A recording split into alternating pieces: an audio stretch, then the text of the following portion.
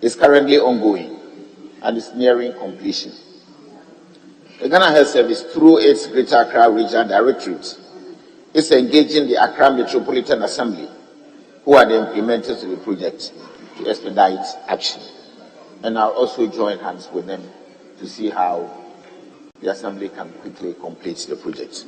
Thank you, Mr. Speaker. Yes. Any follow-up question, please?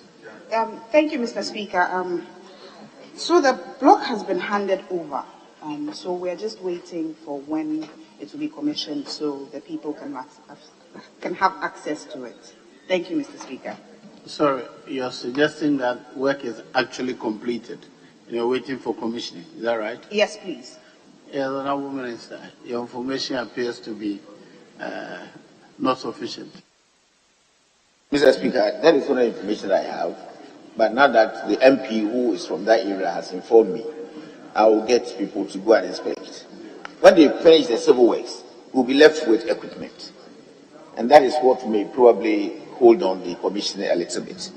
But we're in the process of procuring some equipment with time. We'll look at what specifically we need to put in there, and we'll try and commission the place.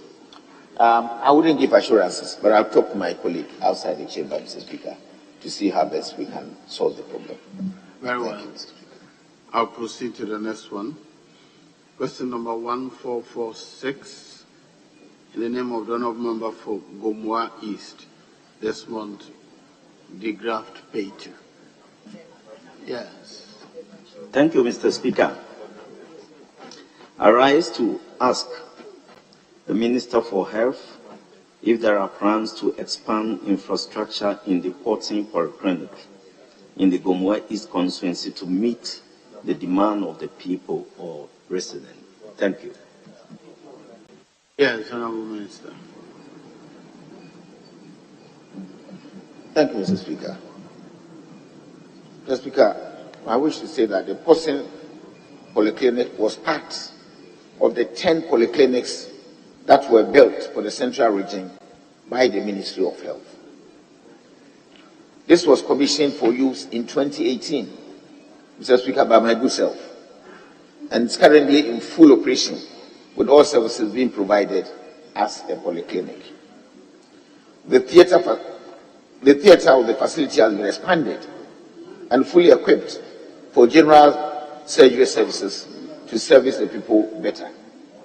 According to the Ghana Health Service and the Central Regional Health Directorate, there are no immediate plans for expansion of infrastructure of the polyclinic. We will, however, do an assessment based on the request and evaluate the facility for consideration of further expansion and budgeting in the ensuing year's budgets. Our ability to implement this will largely depend on the quantum of budgetary allocation to the Ministry of in subsequent years. Thank you, Mr. Speaker.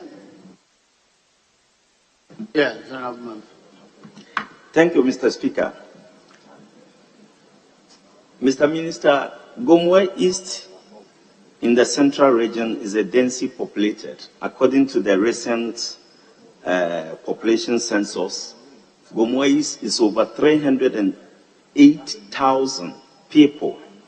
Is without any district hospital apart from this polyclinic. Currently, the polyclinic where it's situated serve a lot of people, mostly the accident victim because of Accra-Takoradi stretch.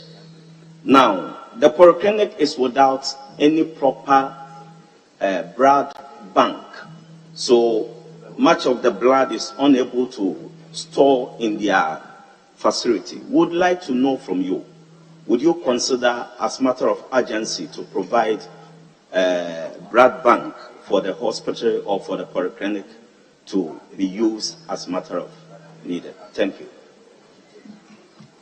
Yes, Honourable Minister.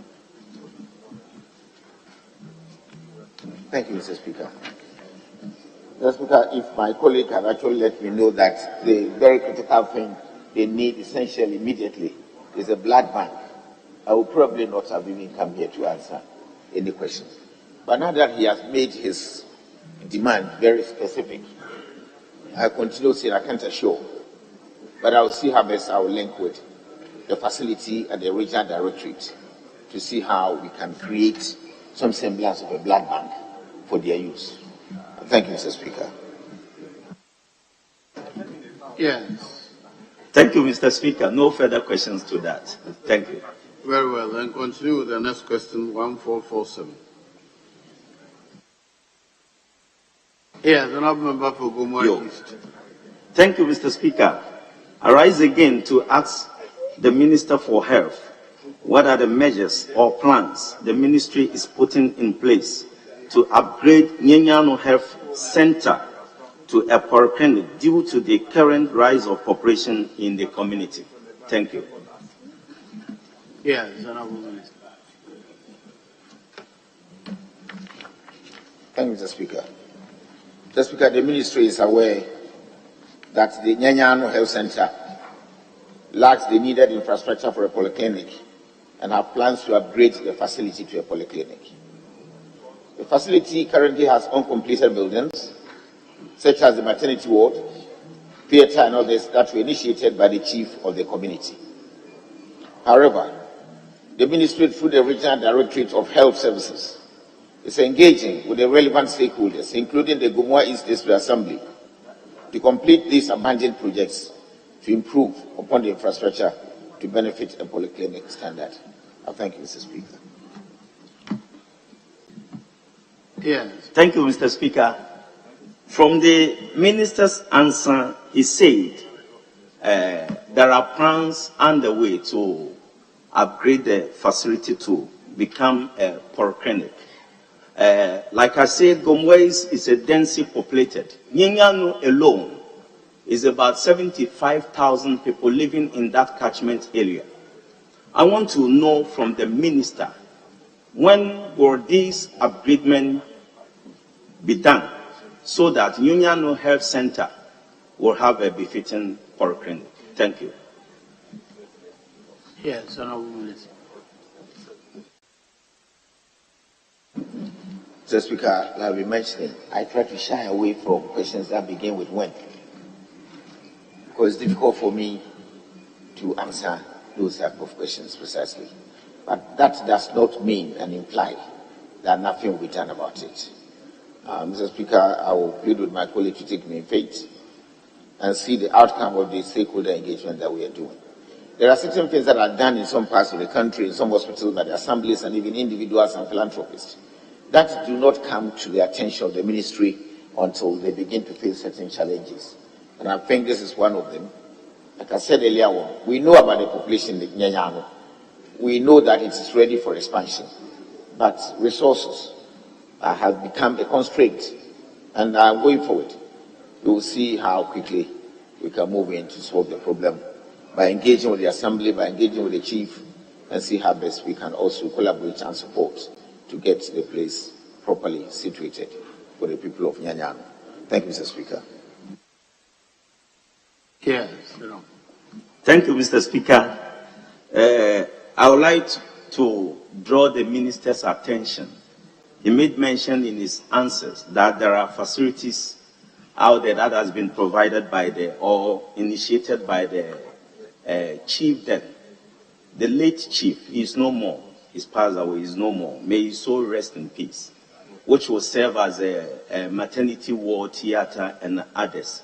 So, would like my minister to expedite action on this to make sure that this facility is completed to serve the people of Nyenyano.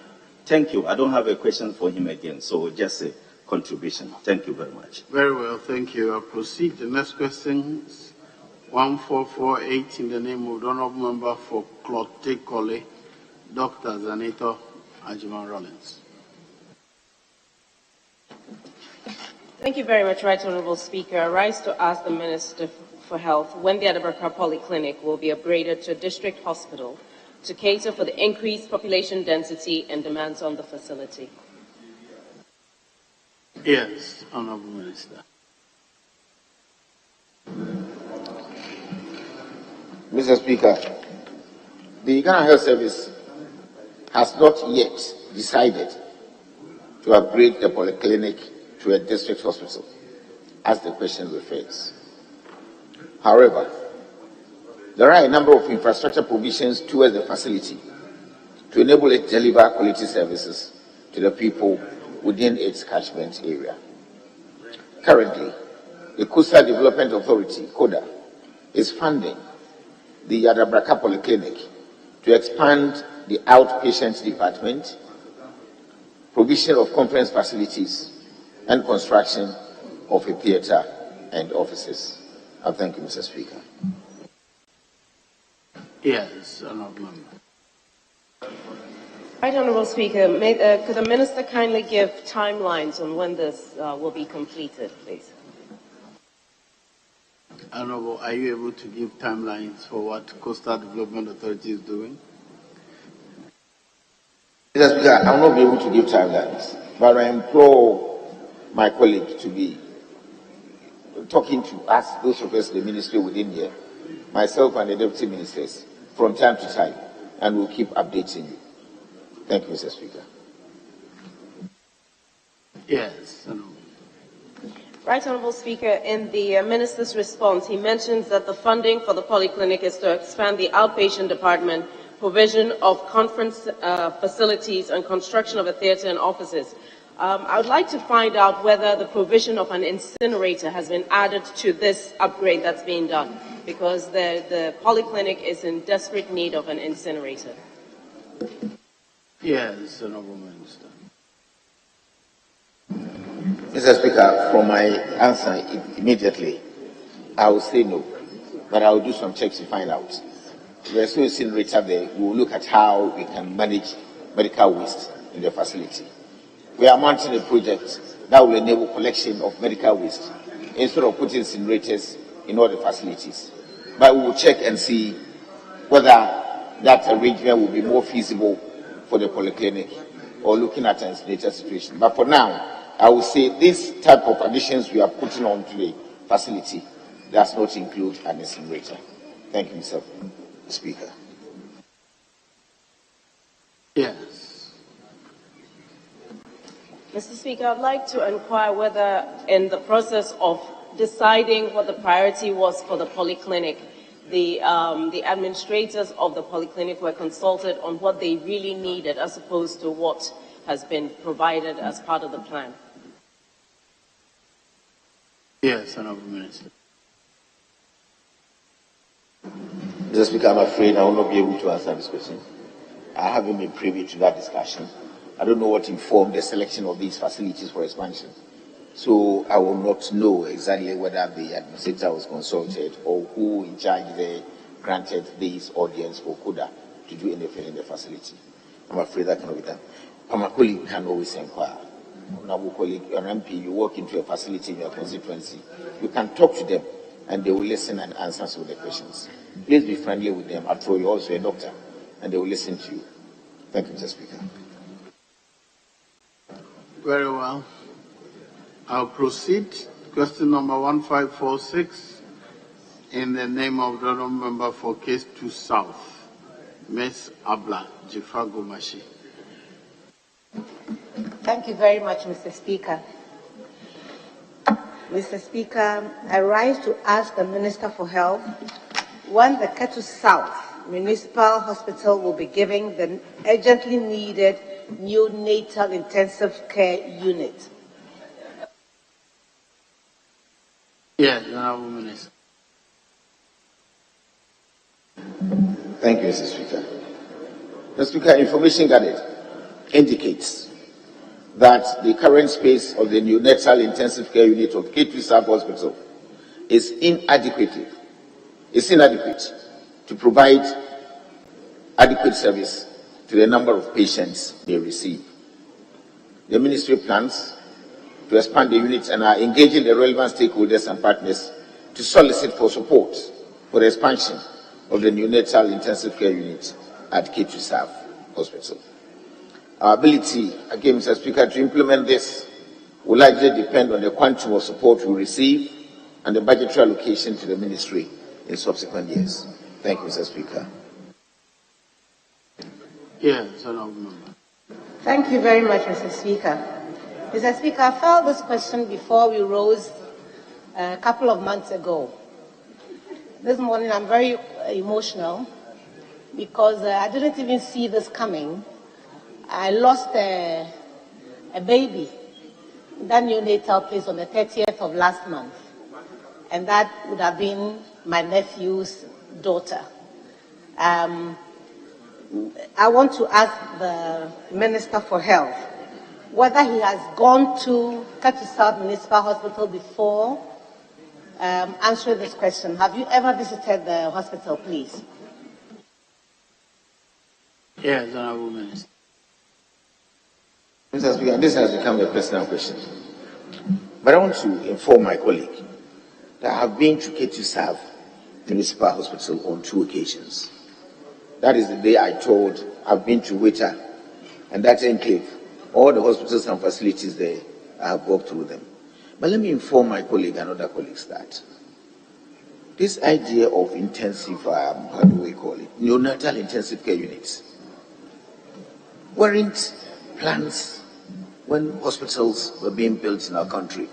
So if you enter old hospitals like Ketu South Municipal Hospital, like where other hospitals, you realize that NICUs came into board when we are concentrating on maternal and neonatal child care policy. Are makeshift sort of places in almost all hospitals. I visited Kolebu, and Kolebu NICU, I couldn't believe it. They had beds, they had things that they didn't have even space to put them in. So it is not very peculiar to Ketu South Municipal Assembly, but I share with your emotions, and wish you well. But there are things that come up, and we continue to try to resolve the matter from time to time. But again, the constraints that we face is budget. And when it's a time we get budget, some of these things, we don't let them sit by. So we'll see how best we can work on it. And Mr. Speaker, one of our challenges is the fact that over the last 2 years since I joined the ministry, CAPEX that is given to us only comes from ABFA, annual budgetary funding amount. And the PIAC, the Public Interest Accountability Committee that is associated on the oil revenues law, insists that you do something physical for us to identify that this money was used for this. So when you try and put things like NICU inside the hospital, things that are like supplementary, refurbishing, maintenance, they don't pass the audit queries. So the little CAPEX we get to, we can't use for some of these things. And that is why our efforts to try to upgrade these things don't come until we get some donor funds or some World Bank money or program has been tailored for this specifically. But I'll take note of this and see how best things can go. We are sourcing some new World Bank projects, we call it P4R, that is going to strengthen the chip compounds and then do what we call practice of network.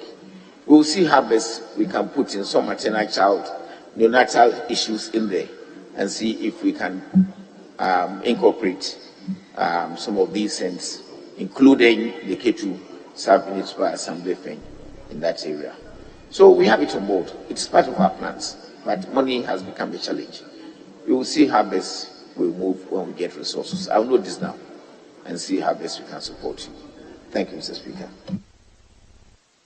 Yes. Thank you, Mr. Speaker. Honorable Minister, you said that you visited the hospital.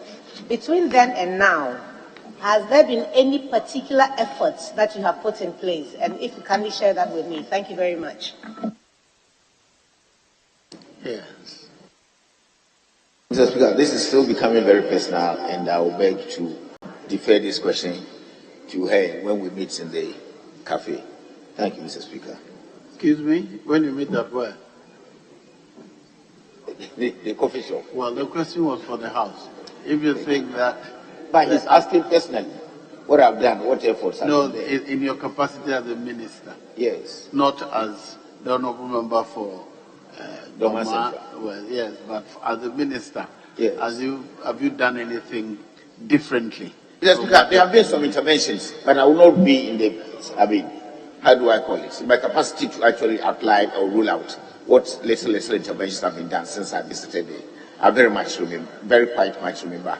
The facilities use their IGFs to do certain things in there, and definitely that has been done. I cannot say no to this question. Thank you, Mr. Speaker. Very well. I'll proceed to the last question. And question number 1547, also in the name of the honourable member for Ketu South. Thank you very much, Mr. Speaker. I rise again to ask the Minister for Health when the Ketu South Municipal Hospital will receive the needed expansion to cater for the ever-growing population in the constituency. Yes, Honourable Minister.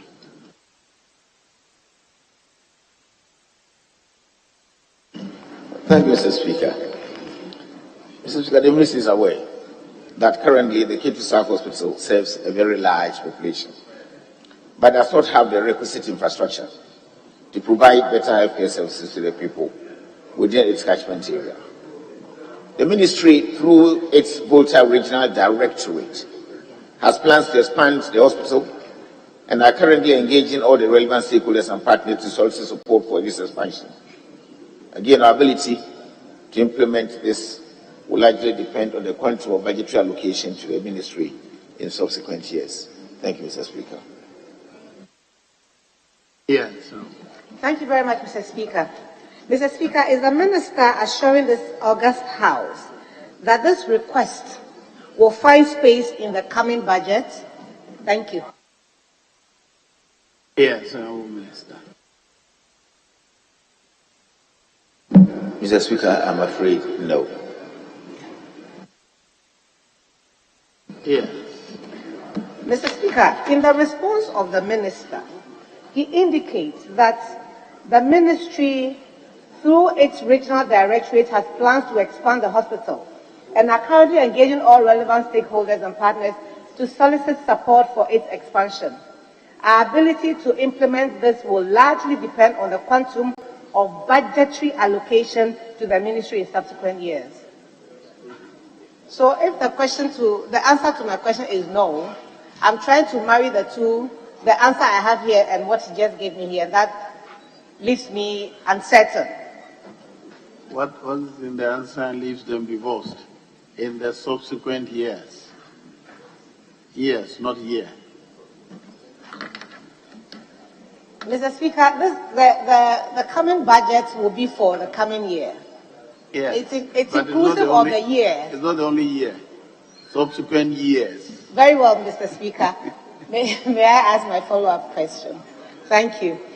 Will the Honourable Minister consider in the interim giving us a couple of incubators for the NICO? Honourable Minister.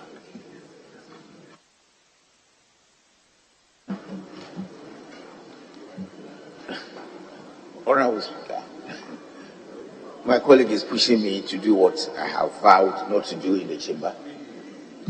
But let the rest assured, we are sourcing some funding for some equipment. If we get the ventilators, I'll mark you down and see how best we can support you. But it's not an assurance. I want it to be on record. The record Thank says you, that Mr. Speaker. if you get them, If I get them, it's a conditional issue. Thank you, Mr. Speaker. Yes, Honourable Member. Mr. Speaker, I just would like to now thank you most sincerely for the opportunity to ask the questions and to assure the Minister that I'll be waiting for him in the cafe. Thank you. That is not in the record. Dr. Honourable Member for Chanapaga. Yes. No. I'm sorry, Nabdam. Yes, you may ask your question. I rise to ask the Minister of Health, what are the possible causes of co-payments by National Health Insurance Authority registered members at health facilities, and what concrete measures the Ministry is putting in place to curtail it? Thank you. Yes, Honourable Minister.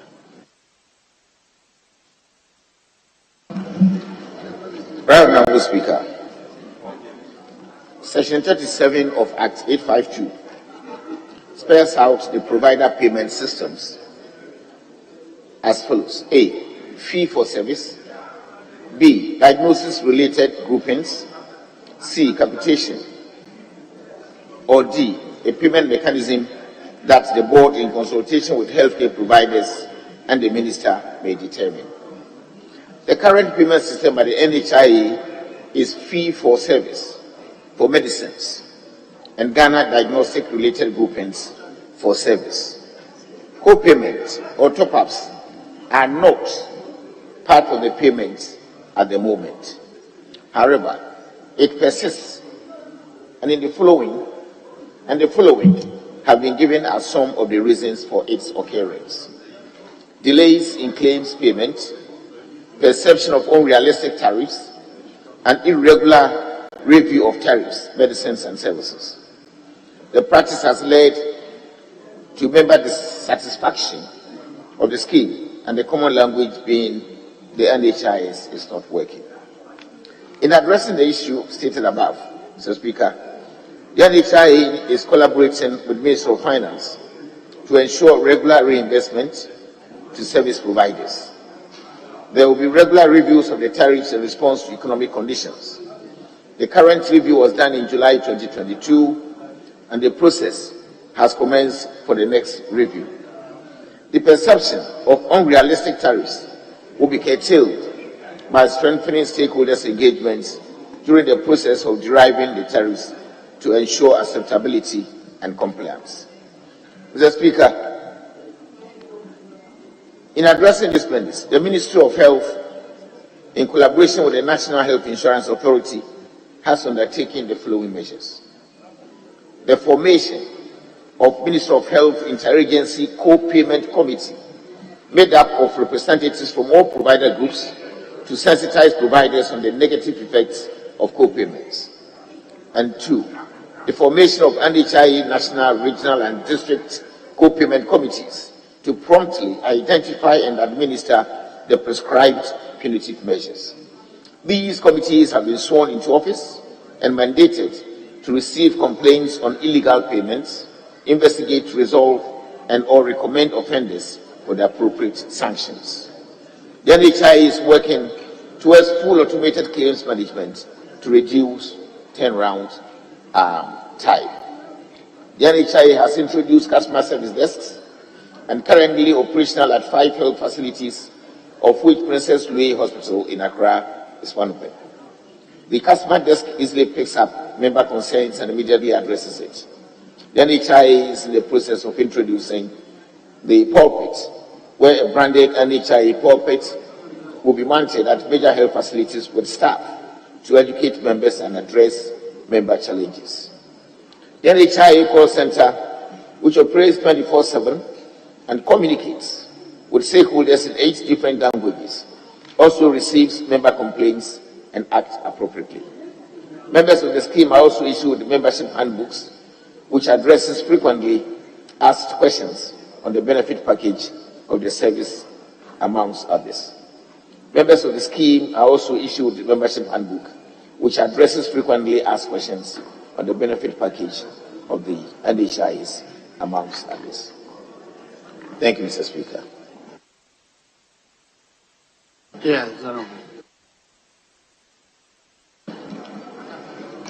Right Honorable Speaker, for any health insurance, social health insurance system, predictability of the costs and payments by clients is important. With co-payments or top-ups, the cost to the end user varies from one institution to the other. To avoid all this and to be able to pay realistic tariffs, Right Honorable Minister, what is your opinion on the need to amend the law to find extra resources to be able to implement the scheme?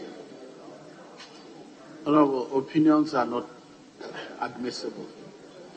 Ask questions on facts, not opinions, please. Okay, do you find the need to amend the law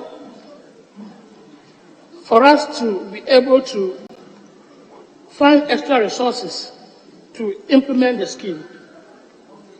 Yes, Honorable Minister.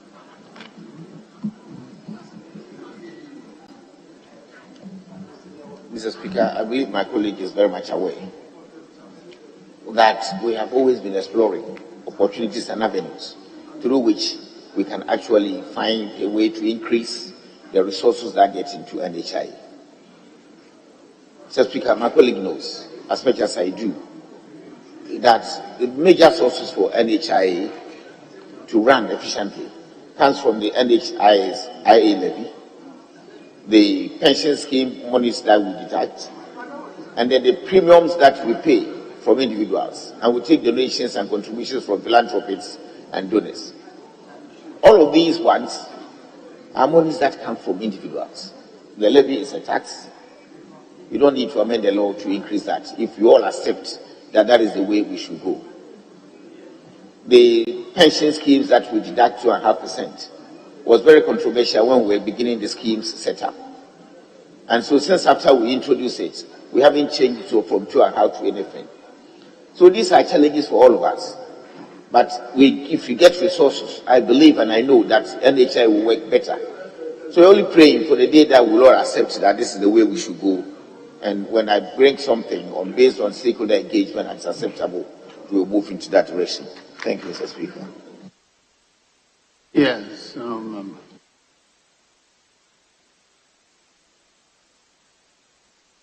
In your answer, you stated that the practice has led to members' dissatisfaction of the scheme,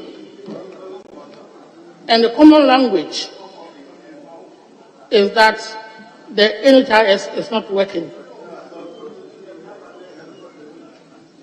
Honorable Minister, this is very, very true. The NHIS is not working. Considering the fact that the reasons given, delays in claims payments, perception of unrealistic tariffs, irregular review of tariffs have existed for the past 5 years.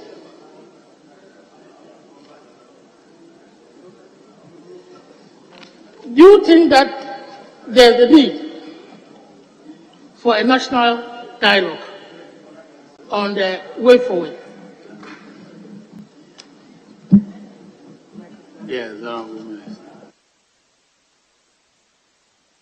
Mr. Speaker, my colleague is again soliciting my opinion. Do I think that's a national dialogue? I pause for your guidance, Mr. Speaker. What you're saying is that what you think does not matter. Is that it? If I understand you, you're saying that what you think does not matter. Very well. You'll have one more opportunity. Yes.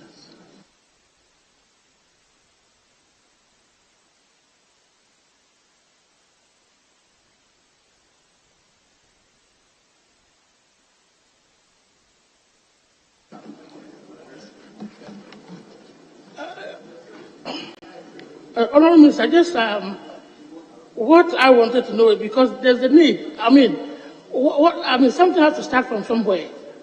And I believe that with the situation that we find ourselves now,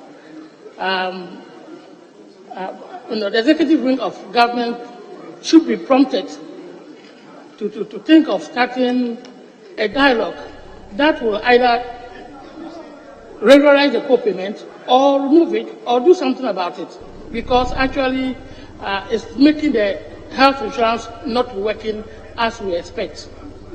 Okay, my last question. In paragraph 6, you stated that in addressing the issue,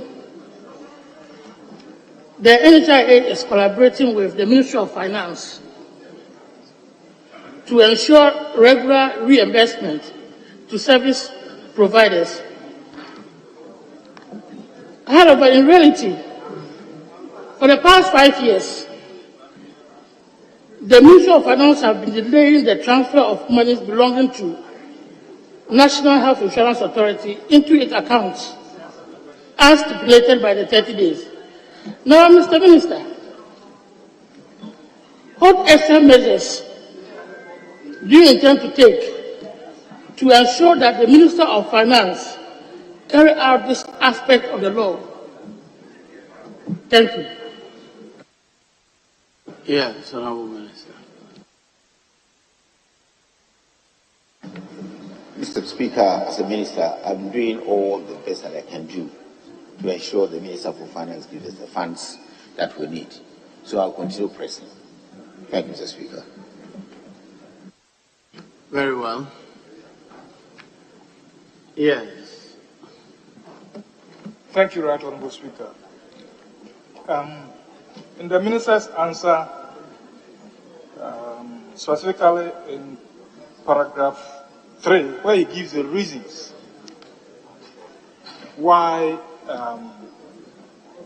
there's co-payment, he listed delays in claims payment, perception of unrealistic tariffs, and irregular review of tariffs. And he goes on to give the measures that the ministry is taking. But if you look at it, it's only on the issue of the delays in claim payment. I just want to find out, what are you doing to address the other two reasons that you have listed as causes of co-payment? Thank you, Right Honourable Speaker. Yes. Thank you, Mr. Speaker. Despite the last two, perception of unrealistic tariffs and irregular review of tariffs are closely knitted. They imply about the same thing. But if you go to the next two paragraphs, I'll put in there, there will be regular reviews of tariffs in response to economic conditions. Thank you, Mr. Speaker. Very well. That brings us to the end of question time. Thank you for attending upon the House to answer questions. Your discharged, Honourable Minister. Yes, Leader. Speaker,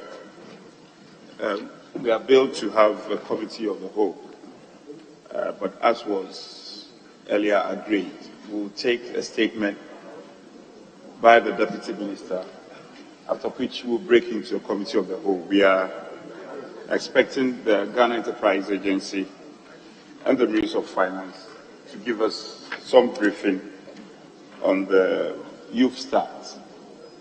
So, if you may, we should now take the statement by the Deputy Minister. Yes. Honourable Member for Sisala East, you may read your statement now.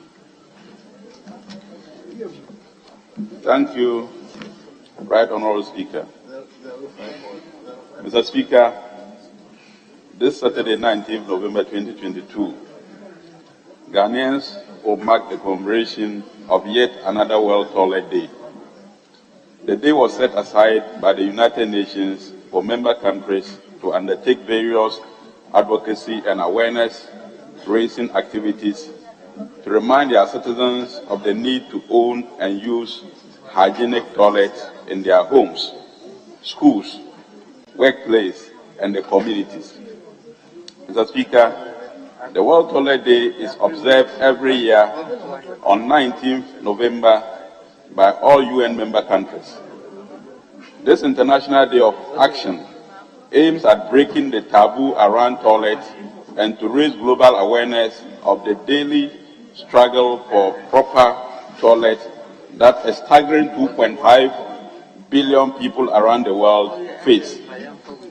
The main reason for commemorating this day is to unite everybody who is passionate about toilets to ensure that access to improved toilets, which has been declared a human rights issue by United Nations General Assembly Resolution A/RES/64/292 on 28 July 2010 becomes a reality for all.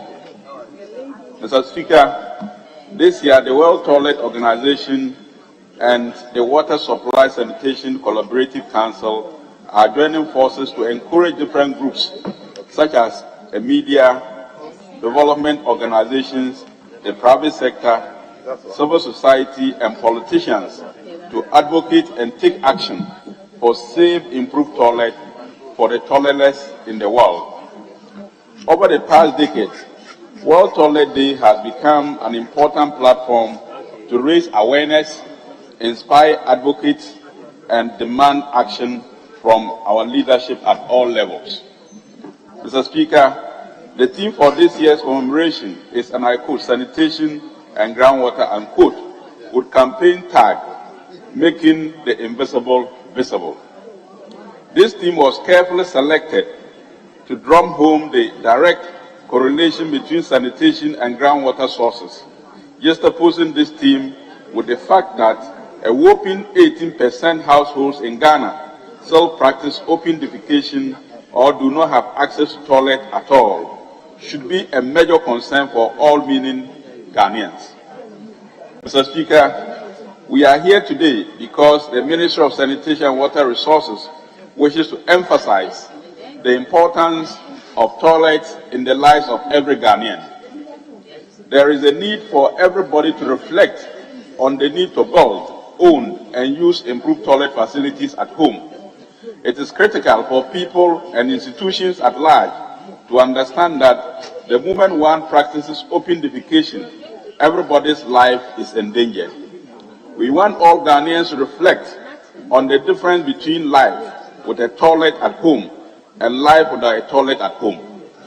Let us imagine a day without a toilet facility in the life of a school child, especially a girl child. Mr. Speaker, it is sad to know that in today's world, where modern technology is penetrating the furthest outskirts of this planet, a silent crisis is taking place and seriously affecting the health, well-being, dignity, and development of millions of people. Mr. Speaker, it is interesting to note that just 1 gram of feces can contain 10 million viruses, 1 million bacteria, and 1,000 cysts, and 100 worm eggs. The impact of poor or non-existent toilet facilities on people's health, quality of life, dignity, and income is overwhelming. This makes safe disposal of human feces a key concern for all. Mr. Speaker, it is estimated that at any given moment, half of the developing world's people are sick from diseases associated with unsafe water and improper sanitation. The health systems, as well as individuals, are paying a high price for this. According to the World Health Organization, if everyone had access to safe sanitation and water, the world's health sector would save around $12 billion per year. Mr. Speaker, in all these discussions, the hardest hit are children. Diarrheal diseases, a direct consequence of inadequate sanitation, are the second leading cause of death of young children under 5 years of age. In developing countries, killing more than HIV and AIDS, malaria, and measles combined. Mr. Speaker, lack of proper toilet facilities is in no small way contribute to poverty and undermine the economic and social development of a country like Ghana. Recent studies by UNICEF reveal that investing in sanitation brings prosperity and growth. Each dollar spent on sanitation gives an economic return of $5. Toilets have thus good investment outcomes for any country. Mr. Speaker, although the sanitation crisis comes from a set of complex causes, the prime reason is that nobody likes to talk about toilets, and too few nations and local governments give sanitation the priority it deserves. What the sanitation challenge needs is leadership. Politicians and decision makers, the international community, religious authorities, businesses, media, and local communities need to learn, speak out, and act on issues of sanitation.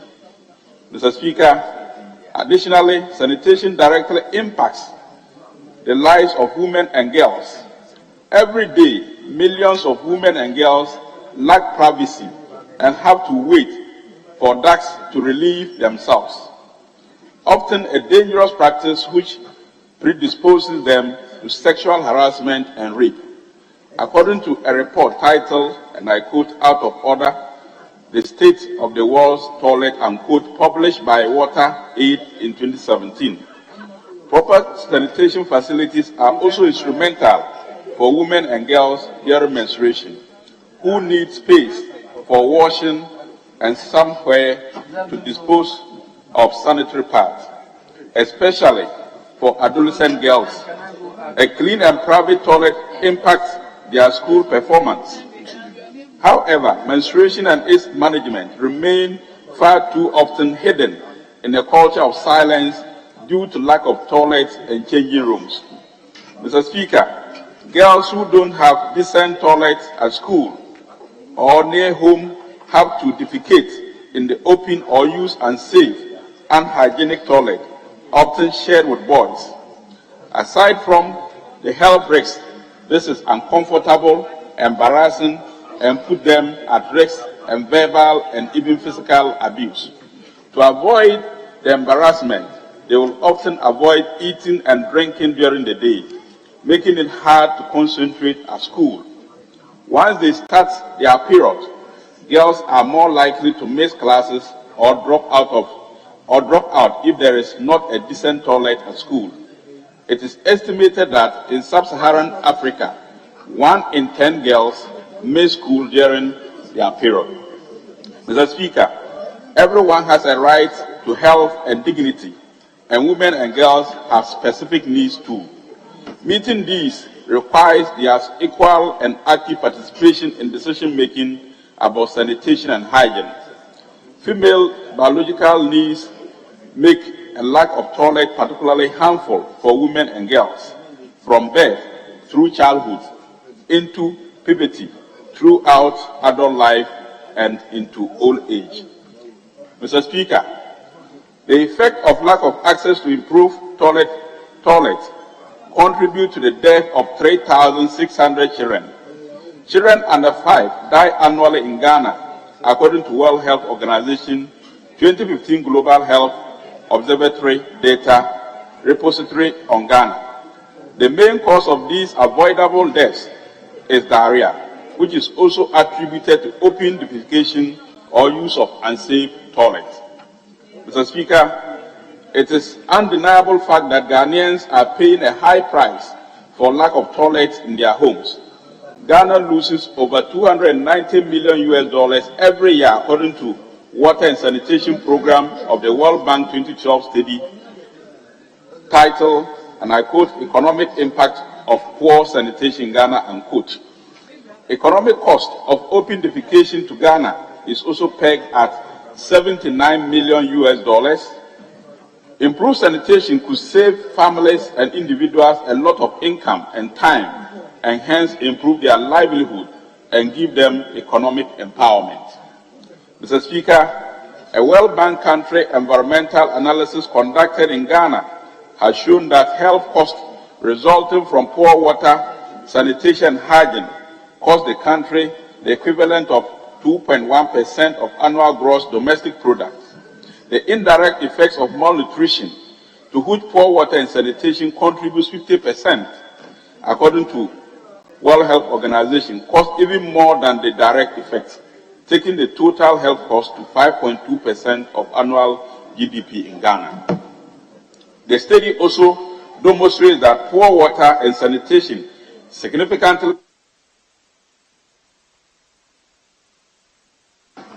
low productivity and work productivity, from impaired cognitive function and learning capacity. Rates of moderate and severe stunting and underweight are high in children under 5 in Ghana at 29% and 14% respectively. Mr. Speaker, poor and lack of toilets can have larger scale effects. First, it can impact on foreign tourists choosing Ghana as their holiday destination. Second, it can affect business and play an influential role in where foreign businesses invest their money. Emerging evidence from Asia suggests that a country's reputation of poor environment and an unhealthy workforce can affect the earning power of foreign currencies and hence hinder economic growth. Furthermore, as the effects of climate change are felt, with increased predictions of extremes such as flooding and drought, it will become even more important to invest in appropriate toilets to ensure the availability and safety of these facilities, as well as appropriate sanitation options that do not further stress water supplies nor pollute dwindling water resources. Mr. Speaker, the other benefits of improved sanitation rarely captured in economic studies are intangible impacts, so-called because they are difficult to measure. These aspects may include dignity, comfort, privacy, security, and social acceptance. An undeniable basic need is to have a nearby, safe, and private place to defecate, and this is especially true for women, the elderly, the sick, and also children. Improved adequate toilet facilities at schools can improve school enrollment, attendance, and completion, and at the workplace can increase female participation at the workplace. Hence, toilets promote social equality and economic growth. Mr. Speaker, investing in toilets is not only politically popular and socially beneficial, but it makes good economic sense. Economic evidence supports that attaining countries' SDG target to achieve universal and adequate sanitation coverage does not only improve quality of life, but also bring tangible health, environmental, and economic benefit. Improving access to sanitation contributes importantly to the achievement of other SDG targets. Mr. Speaker, the country's medium-term plan for 2022 to 2025 sets at 61.85% of the total population will have access to at least basic sanitation services, with 45% having access to safely managed liquid sanitation services.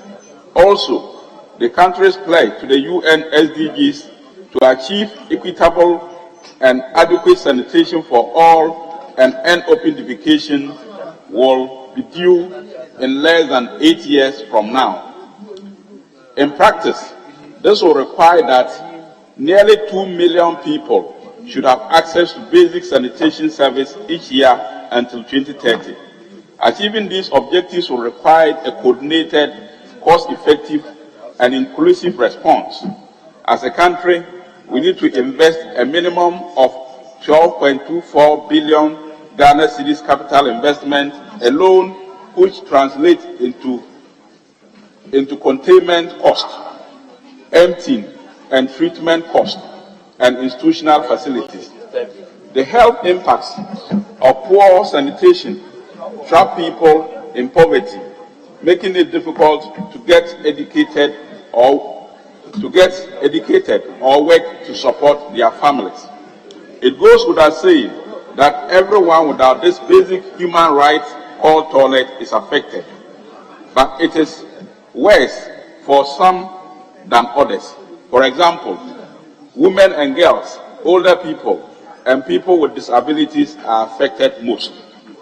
Mr. Speaker, Ghana has committed to ending open defecation and achieving access to safely managed sanitation for all by 2030 as part of the Sustainable Development Goals SDGs, paying special attention to the needs of women and girls.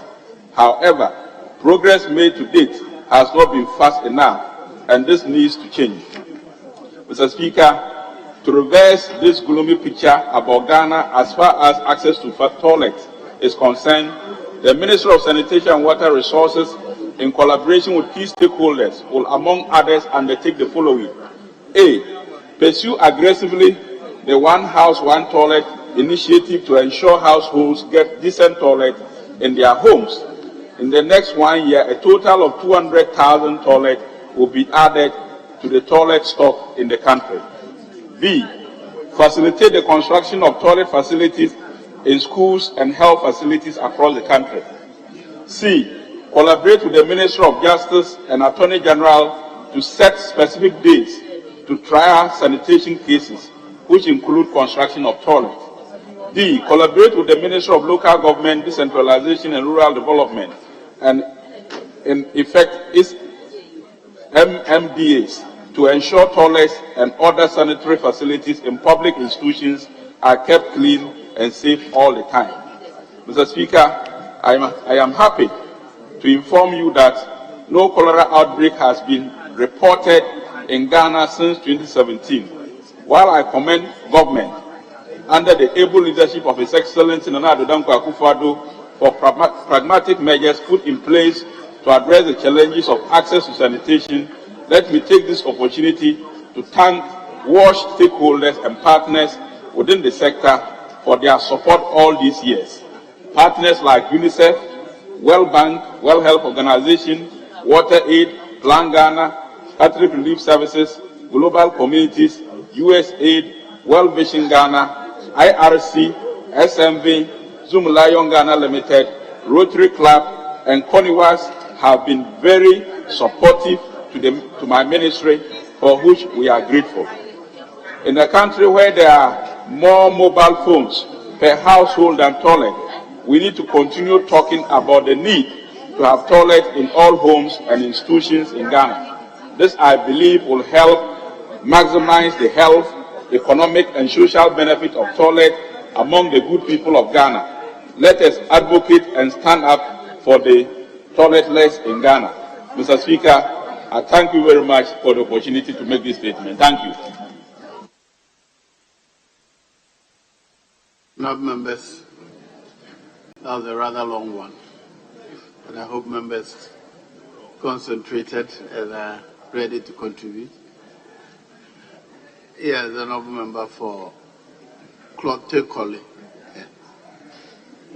Thank you, Right Honourable Speaker, for the opportunity to contribute to the statement made by the honourable colleague on World Toilet Day. Mr. Speaker, the theme this year, which is about making visible the invisible, is mainly about the impact of the sanitation crisis on groundwater. Mr. Speaker, one of the reasons why groundwater is so important is the fact that as we talk about the drilling of boreholes tap directly into groundwater. And the expectation is that groundwater should not be contaminated as it's a source of drinking water for various communities. And therefore, in dealing with the impact of sanitation above ground, it has a knock-on effect on communities that may be far removed from these areas, but that are tapping into groundwater, which ultimately will affect their health. Mr. Speaker, in looking at some of the technologies available with regards to toilet facilities. Honourable member, hold on. Thank you. There's too much noise in the chamber. Honourable member for Tema West. Honourable member for Tema West, can you resume your seat?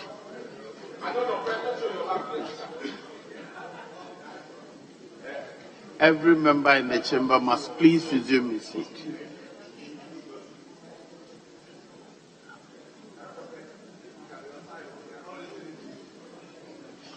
Well, Honourable Tete, I ask that everybody resumes his or her seat. Please resume your seat.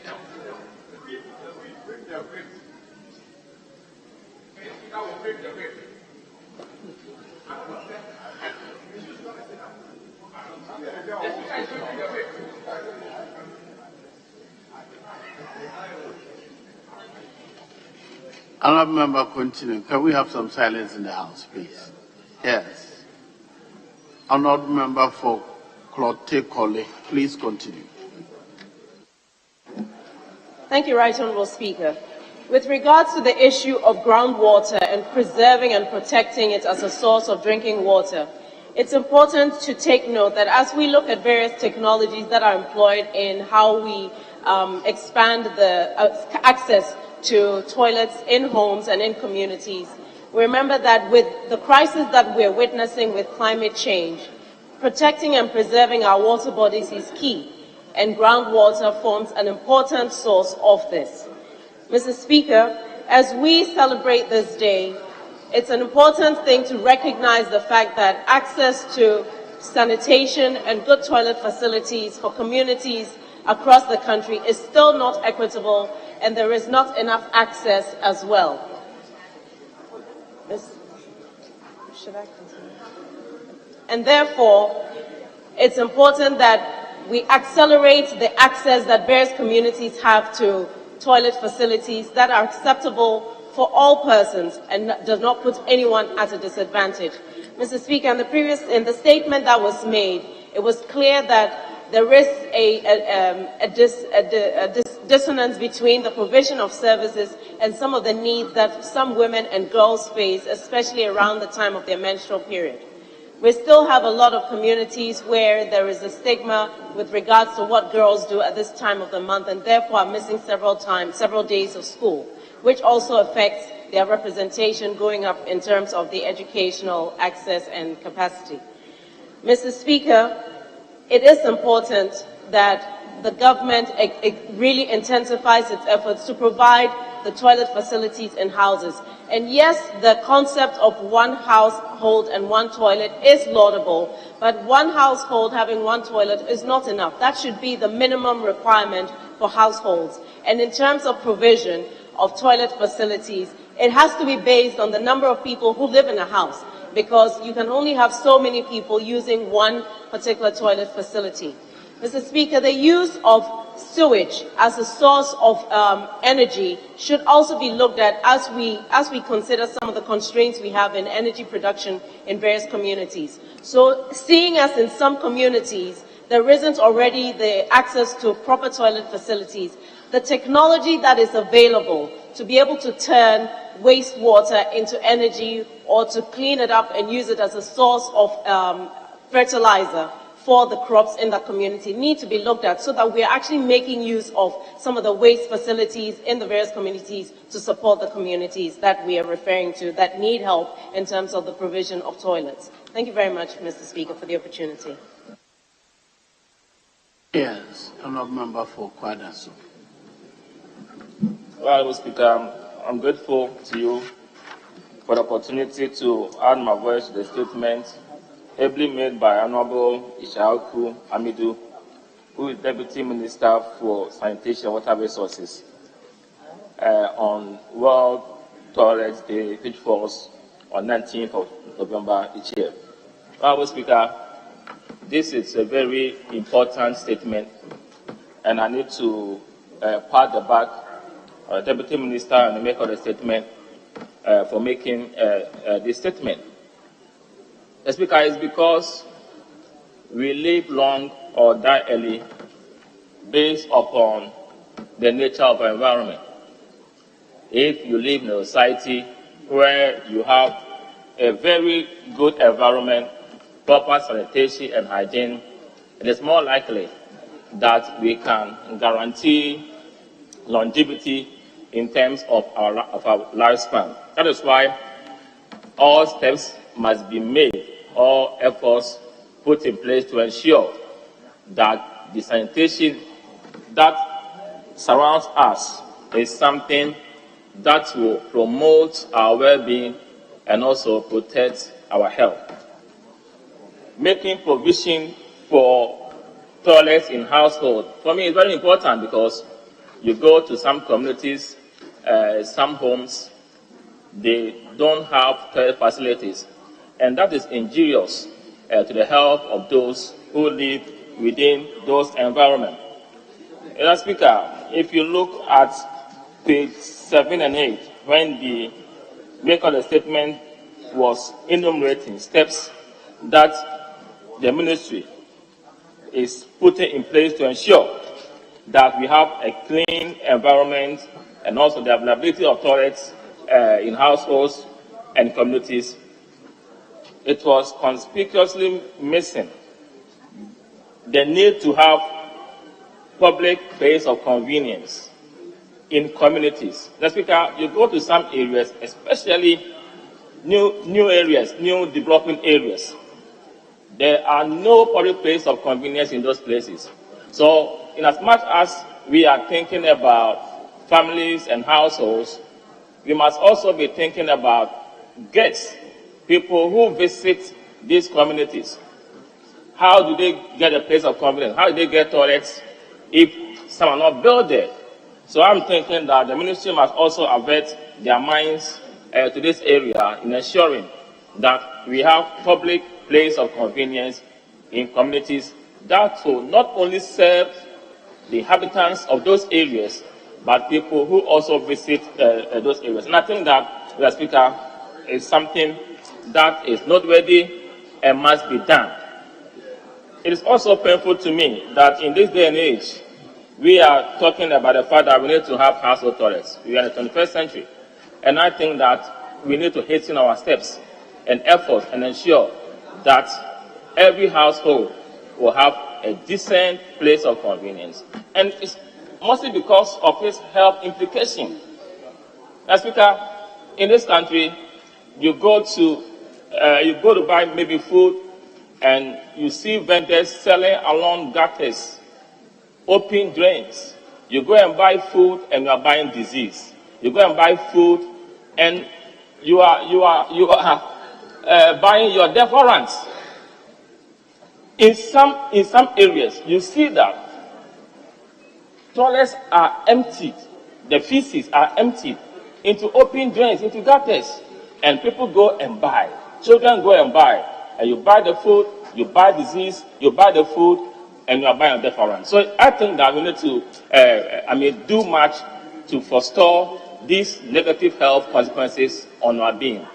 As Speaker, on that note, I want to once again commend the maker of the statement, and also thank you for the opportunity given me to add these few words to his statement. Thank you. Yes. Thank you very much, Mr. Speaker. Mr. Speaker, permit me to acknowledge and applaud the maker of the statement, Honorable Amidu Chinya, MP for Sisala East, and to say that it's a paper that's very well researched, and I associate with a lot of the things that he has mentioned, most especially the part that affects women and especially girls, who every month by nature have to menstruate. And I'm sure that I'm about to embarrass some people in the room.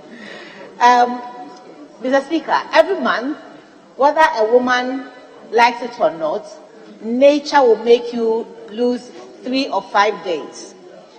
And for some, it comes with a lot of pain. And for some, it's longer days, some shorter days. It is unfortunate, Mr. Speaker, that in 2022, we still don't have places of convenience where a woman can go and change her sanitary towel because nature demands that she does. Mr. Speaker, earlier contributors have mentioned also the fact that this keeps our girls away from school. The part that also saddens me greatly is the luxury tax that is on the sanitary towels that our girls need. So you may even provide the facility for them to go and change their sanitary towels, but the cost of that towel itself is an issue we have to deal with. Mr. Speaker, imagine if you have to wrap toilet roll around your hand to use in place of a pad, and you don't even have a proper, decent toilet facility to use. It is most embarrassing, it is uncomfortable, it reduces your dignity. Mr. Speaker, I'm truly, truly grateful for this message. I want to use the opportunity to draw attention to the Sustainable Development Goals 3 and 6. 3, which says good health and well-being. Looking out for our well-being as women is ensuring that all our marketplaces have toilet facilities, that our schools have toilet facilities, so that our girls can have a decent place to use, not only for nature's call, going to urinate and the second one, but also so they can have a place of dignity to take care of themselves. Goal number 6, clean water and sanitation. We have fallen short of expectation. Mr. Speaker, I want to urge this House to do whatever it can and to support this call by the Honourable Member of Parliament for Sisala East, and to say that, finally, in this country, we did have a policy that ensured that fuel stations had toilets. We can do it again. We can do it again and provide toilet facilities in all our public spaces so that we can end the shame that women go through when they have their menstrual cycle. Mr. Speaker, I thank you very much for this opportunity and urge the Honourable Member of Parliament to continue with his good work. I thank you very much.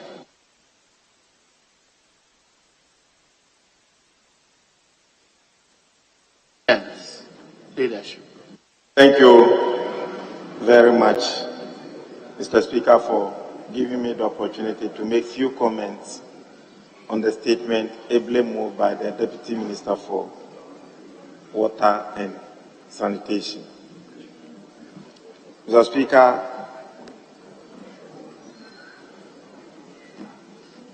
in making these few comments, Honourable Leader, kindly permit me to extend the sitting. Honourable members, having regards to the business of the House, I direct that the House sitting is extended. Please continue. Thank you, Mr. Speaker. Mr. Speaker, when it comes to provision of toilets, I think in 2017 as a country we started very well. And I'm making reference to we recognizing that there were deficits in in the provision of toilet to most of our communities. So, Mr. Speaker, the Ministry of Local Government signed a memorandum with a private company, that's the Ghana First Company, to provide toilet facilities to a number of communities. Mr. Speaker, in 2017-2018 alone, about 2,000 toilet facilities were started. About 1,486 contractors were involved. But Mr. Speaker, when the ministry was divided into two, ownership of those facilities became a problem. And as I speak to you, Mr. Speaker, most of those toilets have been abandoned. So when you are traveling from Accra to Kumasi to the Bono Ahafo region, Mr. Speaker, you realize that there are uncompleted toilet facilities left and right. Mr. Speaker, if we are able to complete the 2,000 toilets alone, it will help a lot in closing the gap between the house and the have-nots in terms of provision of those toilets. But Mr. Speaker, one mistake that we did as a country was that because it was a private company signing a memorandum with a ministry to do this project, we didn't take into consideration the number of people in some of the communities. So you go to a small community with a population of about 500, and they were given 20-seater toilet facilities of about 2 or 3. So they are not economically viable, but you know, as you are operating them, there will be operational cost. So, Mr. Speaker, in commending the maker of the statement for bringing this to our attention, I want to draw the attention of the Ministry of Local Government and Rural Development and the Ministry of Water and Sanitation that they should liaise or continue with the memorandum that was signed, even though the matter is with the Attorney General as I speak, to make sure that the company is able to secure funding to be able to complete them. Inability of the company to get the funding, the ministry should adopt all those 2,000 toilets. Then we see a way of completing them, because it is part of our national resources, whether private or public, that were used to provide them. If we allow them uncompleted like that, the company doesn't win, the contractors don't win, the nation also don't win, and the communities where they are located are also not benefiting from them. So, Mr. Speaker, with these few comments, I once again want to commend the maker of the statement and to call on those two ministers concerned or ministries concerned to liaise with the Ghana First for us to complete those abandoned toilets, to be able to do away or eradicate open defecation in our society. Thank you for the opportunity. Yes, majority bench. You fit very well. Yes, Honorable Minister. Thank you very much, Mr. Speaker. Mr. Speaker, I believe that the maker of the statement, the Honorable Deputy Minister, has done a yeoman's job. Mr. Speaker, the basic fact is that there are some things that we don't want to talk about. But I believe that this statement is making the invincible visible. Mr. Speaker, if you look at sanitation and groundwater, clearly we all understand that when somebody practices open defecation, he endangers everybody. And that is the reason why we need to look at this business of toilets, especially at home, key in national development. Mr. Speaker, I remember when I first came to Parliament, I thought the business of talking about toilets was a big taboo. So Professor Honorable Mike Aaron Quay broached the matter as a major statement on the floor of this House. And I believe that to date, we've all every year tried to celebrate it.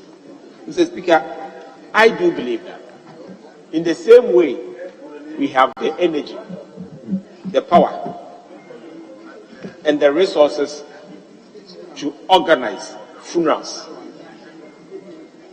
in our homes and for our homes, we should have the same energy to build toilets at home for ourselves and our family. Mr. Speaker, in the same way, we have energy to do big parties, big parties every year, birthday, 5-year celebration, chapel, whatever. We should have the same energy to build toilets in our homes. Mr. Speaker, when I was the Finance Committee Chairman of the Metropolitan Assembly of Sekebita, I always insisted that I won't build community toilets. The toilets have to be built at home. And I want to tell you, people are eager to pay the 50% cost towards the Urban Sanitation Environmental Project, EUSP, to get a toilet in their homes. And it was always oversubscribed. So I do believe that if you put our national energy towards making sure that the 18% of Ghanaians who don't have toilets, will be able to cross over the bridge. Mr. Speaker, one of the biggest challenges is that when there are no toilets in homes and in schools, it becomes a problem, especially for the girl child, because they have special needs. And sometimes in the coastal areas of this country, when you see the way we have openly defecated and make those places tourist unattractive, clearly, I believe that we need to do something more than what we are currently doing to make sure that the 18% of Ghanaians who don't have toilets in their homes do have it. Also, there are also public toilets that already existed. I believe that if you look at what Ghana First was trying to do, which has not been successful, we might have to relook at the package and see whether the assemblies can value them at their level, not at those expensive levels that those projects were built. And then maybe absorb them and make sure they become productive. Because we also have the 2007 Jubilee Year toilets, which are also scattered across the length and breadth of the country. That also needs to be done so that they are productive. The reason why, because we cannot keep those capital sitting idle, doing nothing. It is better we complete them, generate some revenue out of it, and use it in maintaining them, or even use the proceeds that we get out of it to support those who want to build toilets in their homes. I believe that by now, as a country, we should demarcate that for all metropolitan and municipal areas, there shouldn't be public toilets, unless maybe they are doing it in a school or in other parts. So that whatever revenues or monies they have, they should be able to use that to support households, to make a contribution as well, to be able to use that to build toilets in their homes. Because sanitation at home is always better than communal sanitation. Because if you're not careful, you might pick diseases from the communal toilets that we don't want to bring them home.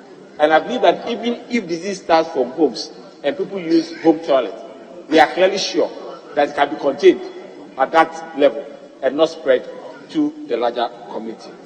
With these few years, Mr. Speaker, I believe that the call by the Ministry of Water and Sanitation is key in making sure that we provide or get our own toilets and make sure that sanitation and health is up in our communities, in our institutions, and in our country. Thank you very much, Mr. Speaker, for the opportunity to have my voice. Very well. No, I was looking for you earlier. I didn't know you have moved forward, but when I came here, you deferred to the regional minister. So, sorry, we've lost your chance. Honourable members, I think this statement brings up an important issue which we must all pay attention to. By and large, many communities appear to be ceding the personal responsibility to provide toilets for their homes to the public, so to speak. And we members of parliament have become, unfortunately, the whipping boys and girls for communities where those facilities are not provided. I think our focus should be to encourage and orientate people to understand that it is first and foremost their personal responsibilities to provide toilet facilities in their homes. If, as individuals, they may not afford it, as a group, they should be able to pull resources together and provide it for themselves. There are communities that have no business calling on MMDCs or MPs to provide them with public toilets. But unfortunately, they become the electoral deciders. What sometimes is frustrating is when you manage to mobilize resources to build a facility for a community, they use it for 5 years, and they tell you that it is full or it is broken down. Come back and repair it. Often, the community selling the services, people are paying for the use of it. Convert that cash, call it community money, but you, the MP or the MCE, should find room and build another one for that. I think it is time we politically stood together and insisted that people must take responsibility for their personal hygiene and sanitation. Of course, there's also to support the truly needy, but we should not permit entire communities to shirk their responsibility of providing toilet facilities for themselves. On that note, I thank the Honourable Deputy Minister, congratulate him for bringing this matter up, and for members for contributing so strongly to support the statement. Honourable members, it is time to revert to the Committee of the Whole. I'll suspend sitting and come back so that the Committee of the Whole will continue.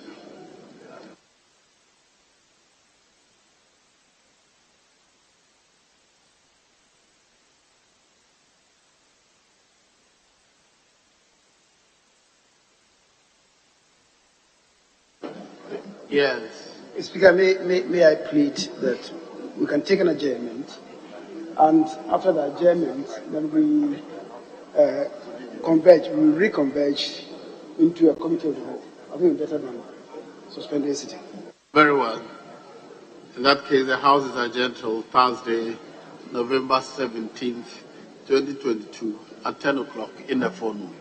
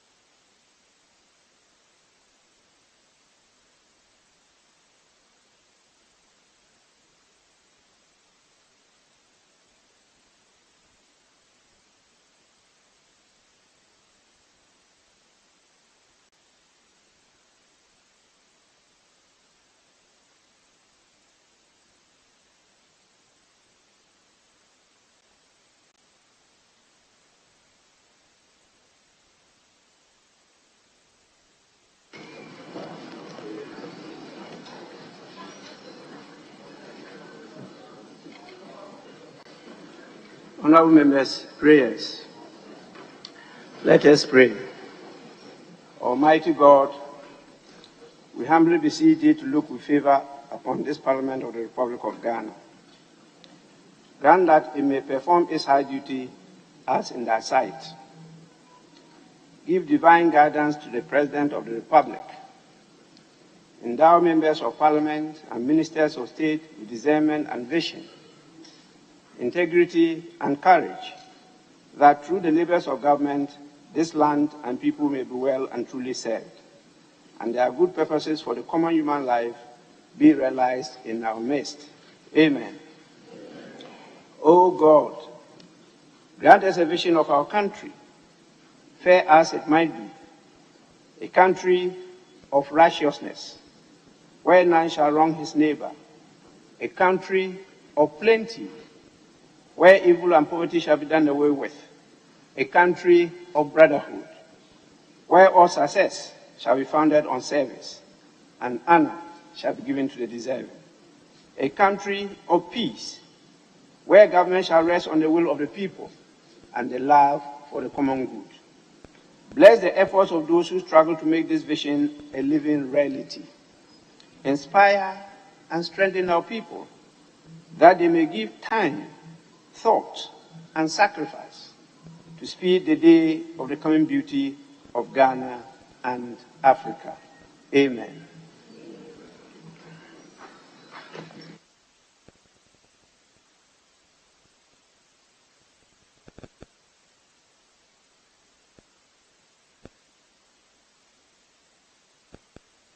Honorable members, I apologize profusely for using almost 2 hours of your time in transacting other official businesses. So I'm the cause of the delay in starting today's business, and I sincerely apologize for that. We will go to item 2, which is messages from the President. I have one message from the President. That message is dated 12 November 2022. It reads, Mr. Speaker, absence from Ghana. In accordance with Article 59 of the Constitution, I write to inform you that I'll be traveling outside the country on the evening of Sunday, 13th November 2022, for a 2-day private visit to London, United Kingdom. I'll return to Ghana in the evening of Wednesday, 16th November 2022.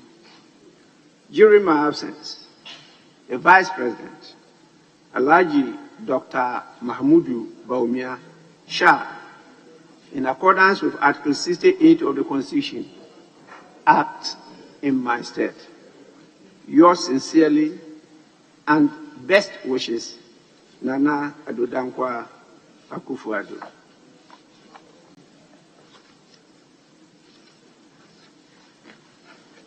I don't have a formal communication today, so we'll move to item 4, which deals with correction of votes and proceedings and official report. I think I have to say this. Table office, for some time now, we've not received copies of the official reports. Please don't deny us what is our entitlement. We need to know how you covered the proceedings, how you recorded the deliberations, how you captured the words we used. Well, sometimes you get it wrong, and we need to get the opportunity to rectify that. So please, from tomorrow onwards, let's start getting all the areas. so that we can do the necessary corrections. With this, we'll start the correction of votes and proceedings with the votes and proceedings of Friday, 11th November 2022. Page 1, page 2, page 3, page 4, page 5, page 6, page 7. Yes, Honorable. Honorable lady, your mic. Right, Honorable Speaker, I will not continue. It's okay. I've withdrawn. Thank you.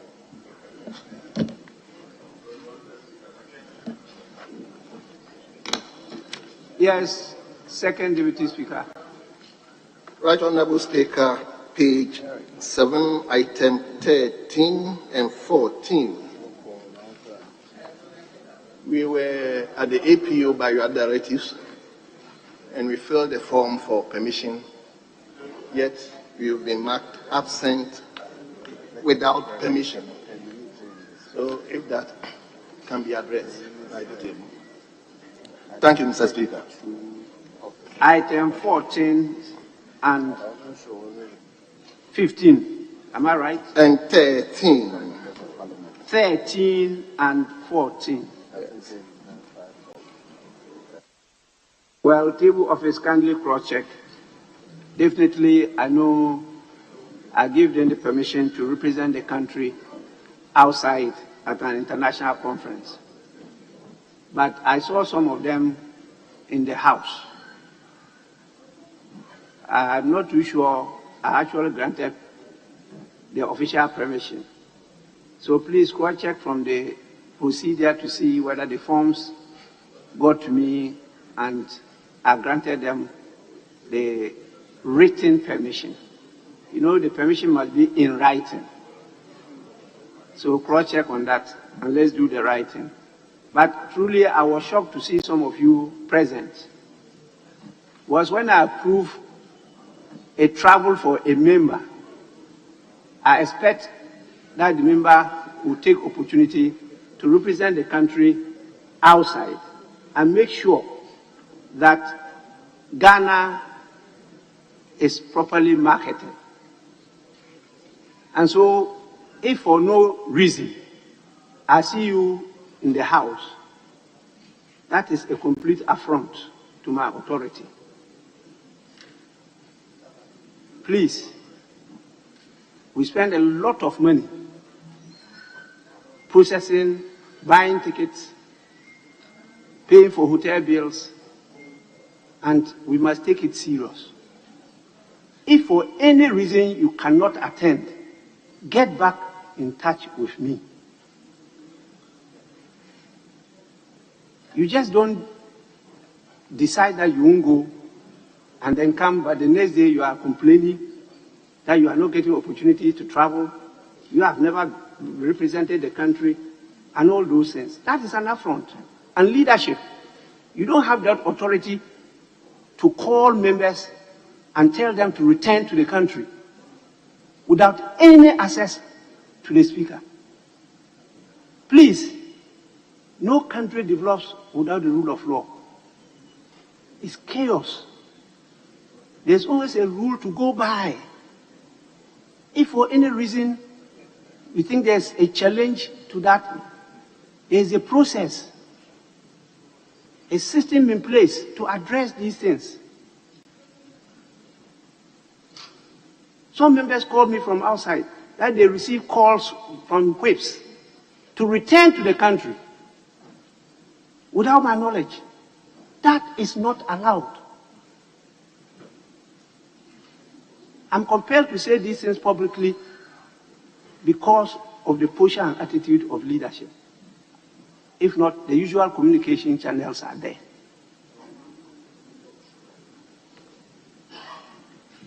let this be the last.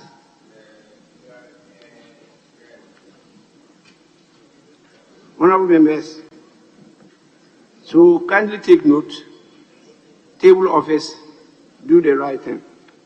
We move to page 8. Yes.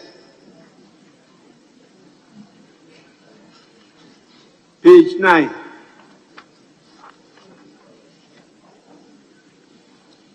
Page 10.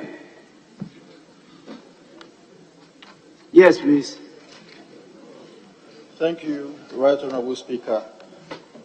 Page 10, item number 1348, the last sentence. I think the proper rendition should be Atrema Techiman, not Atrena Techiman. Atrema Techiman. The spelling, please. A-T-W-I-M-A, not N-A, M-A. Atrema, not M, yes, not please. N. Table office, kindly take note. Thank you. Page 11. Page 12.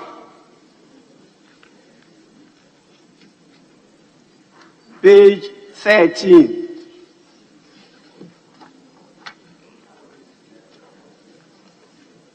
Page 14.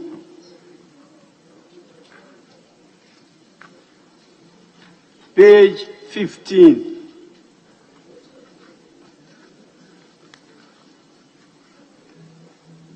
Page 16. Page 17.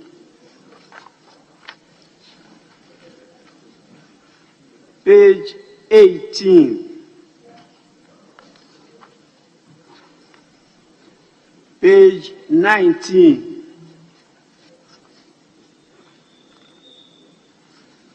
Page 20.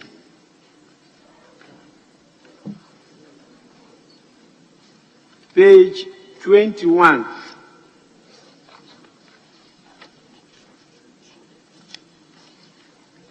Page 22.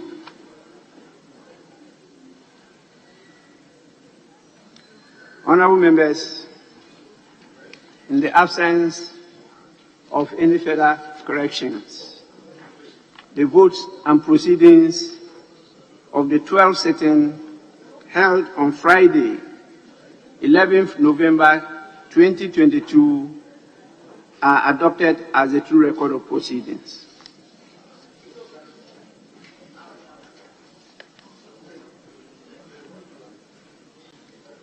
Honorable members, item 5.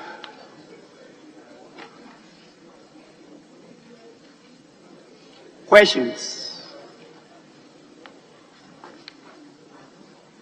We have a lot of questions today.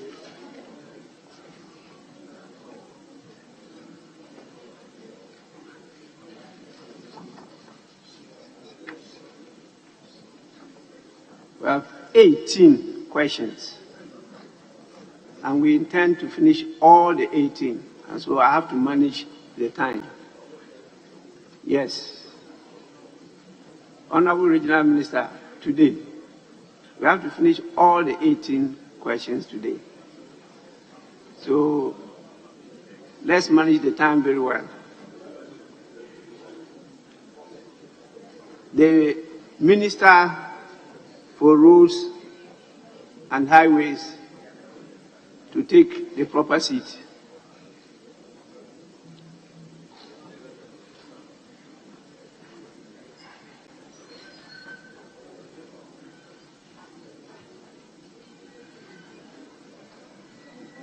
We have 8 questions.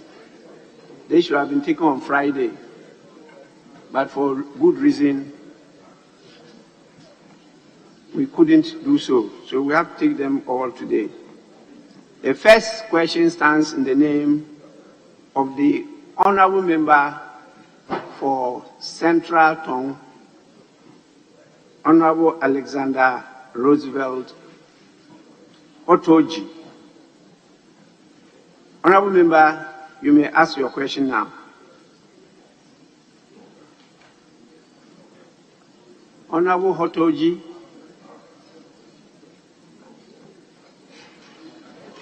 We move on to question number 617. The honorable member is not available.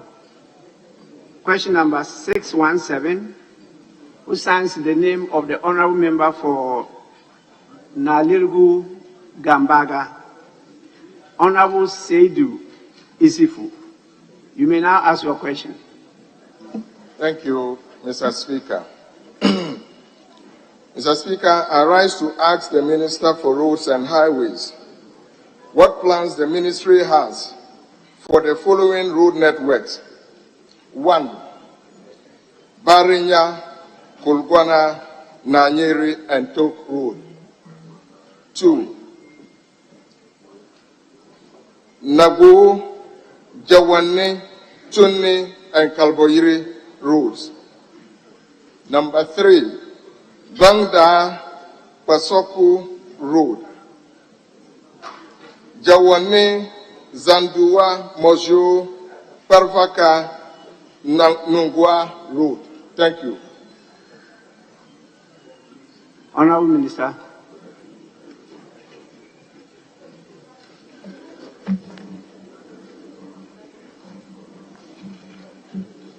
Thank you, Mr. Speaker.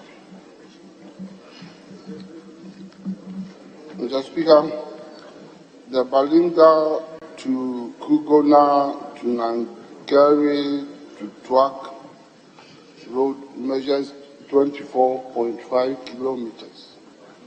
Nagbo Jawani to Tuni to Kaboyiri measures 25.1 kilometers. Banda Pasuku is of the length 15.2 kilometers. Jawani Zandua Mozio to Balivaka to Nungwa also measures 20.5 kilometers. Mr. Speaker, these roads are identified feeder roads located in the East Mamprusi district of the Northeast region. The roads have gravel and earth sections refer to poor surface condition. Currently, Mr. Speaker, there is no program on these roads. A future program is that engineering design and condition survey have been carried out on these roads and cost estimates prepared for spot improvement and rehabilitation interventions. Mr. Speaker, the implementation of the interventions will, however, be considered under the 2023 budget. Thank you. Honorable Member, any supplementary question? Thank you, Mr. Speaker. I have only one supplementary question. First of all, I want to thank the Minister for giving the firm assurance that these roads will be captured in the 2023 budget. I'm also aware that some engineering work has been done, and I want to thank the Minister. Did I hear you say he gave assurance? Because of the Committee of Assurance, because what I see here is the implementation of the interventions will, however, be considered. To be considered. I don't know whether that is an assurance. Yes. Thank you, Mr. Speaker. I was just building a point, so maybe when I conclude, you understand what exactly I want to say. But it is refreshing to hear that some engineering work has been done, and I want to commend the Minister for that. Now, he's saying that it will be considered in the 2023 budget. Fortunately, we are just some few weeks away from the budget. I want to find out whether he can confirm that this program, these roads, are actually captured in the 2023 budget. Thank you. You see why I raised the initial point? If you start by saying the man has given you assurance, and now you are asking a question, whether they will be considered, what kind of assurance would that be? Have they been captured in the budget? If you are assured that they've been done. Why now ask this question? But the minister is available. Please, Minister, he wants to know, we are a few days away from the budget presentation. Have they been captured in the budget, the 2023 budget? Thank you, Mr. Speaker. Mr. Speaker, as indicated in my answer, those four roads are critical roads in his constituency. And he knows that a lot of work has been done in that constituency with Gambaga and Nalerugu town roads already asphalted, with Nalerugu to Bunche road currently ongoing. Contractor, a strong contractor, Maripoma, is on it working. And then Nalerugu, Bumpruku, the 35-kilometer road, is also under consideration. So these four have been picked as not worked on yet. And as I indicated in my answer, they are mostly gravel roads between fair and poor condition.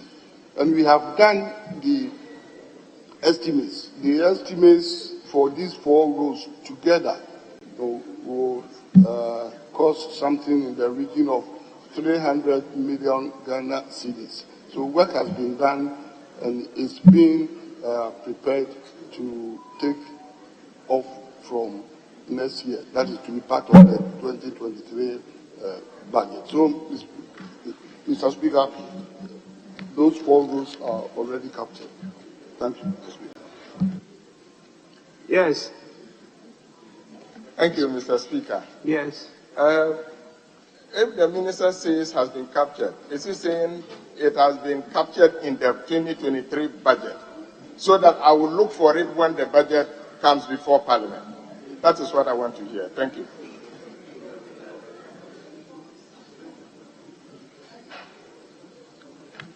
Whether he says so or not, when the budget comes, we still have to make sure to look whether they are captured or not. But Minister, he wants to hear it from you. Are they captured? Mr. Speaker, let me specifically respond to that.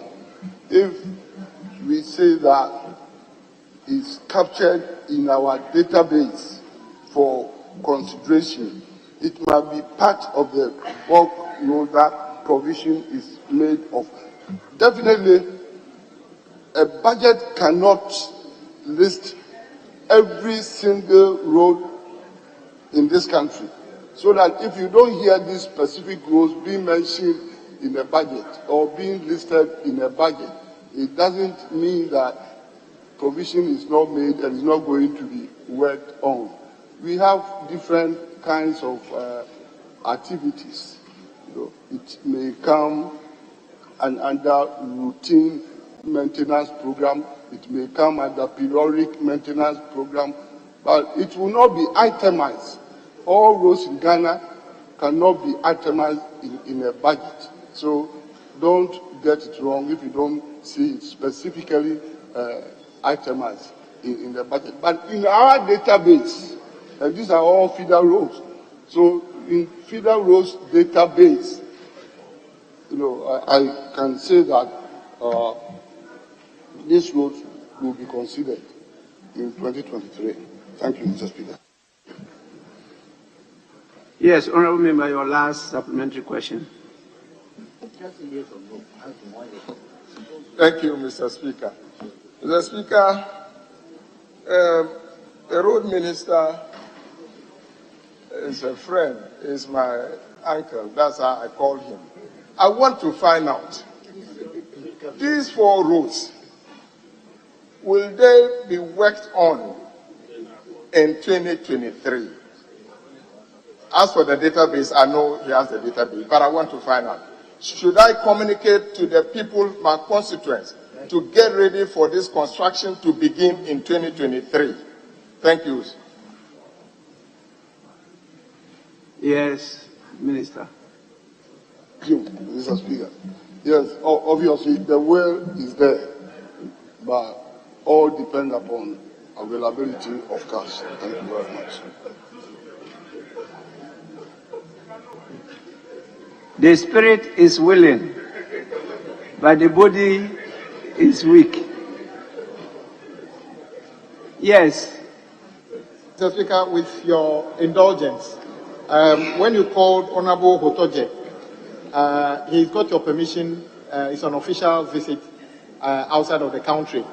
I know the minister has already prepared the answer to maximize the minister's time and that of Parliament.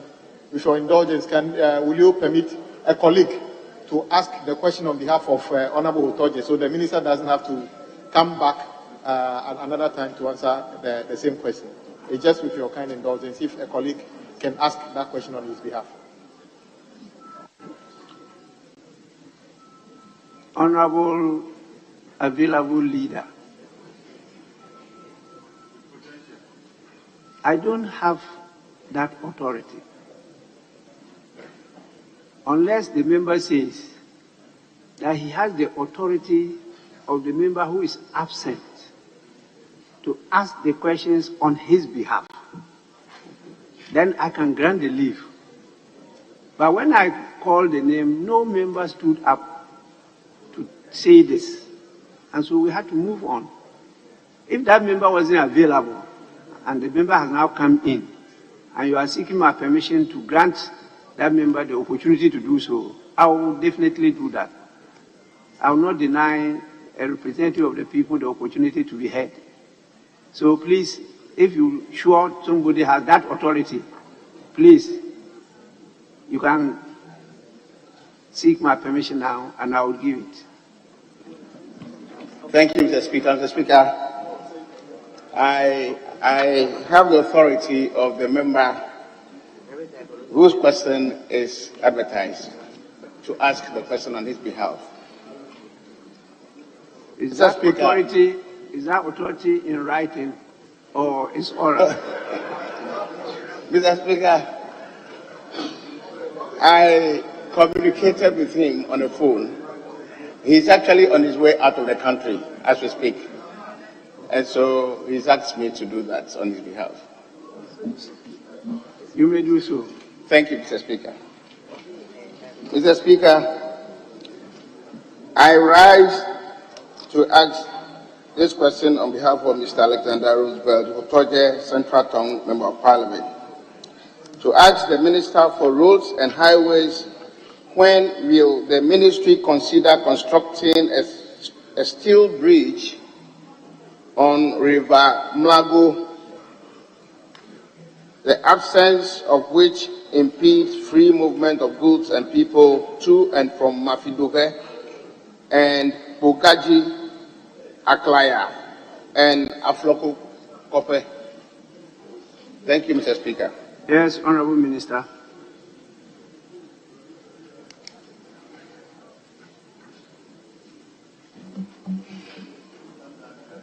Thank you, Mr. Speaker. Mr. Speaker, Murphy Dove, Gogaji, Akraya, and Afrakope are communities located in the Central Town District of the Volta region. There is no road connecting Murphy Dove to Podazi, Akraya, and Akrakope, which are at opposite bank of River Miko. Mr. Speaker, currently there is no bridge construction program to link these communities. The future program, Mr. Speaker, is that the bridges unit of the Department of Feeder Roads will undertake feasibility studies to identify the safe crossing point in the fourth quarter of 2022.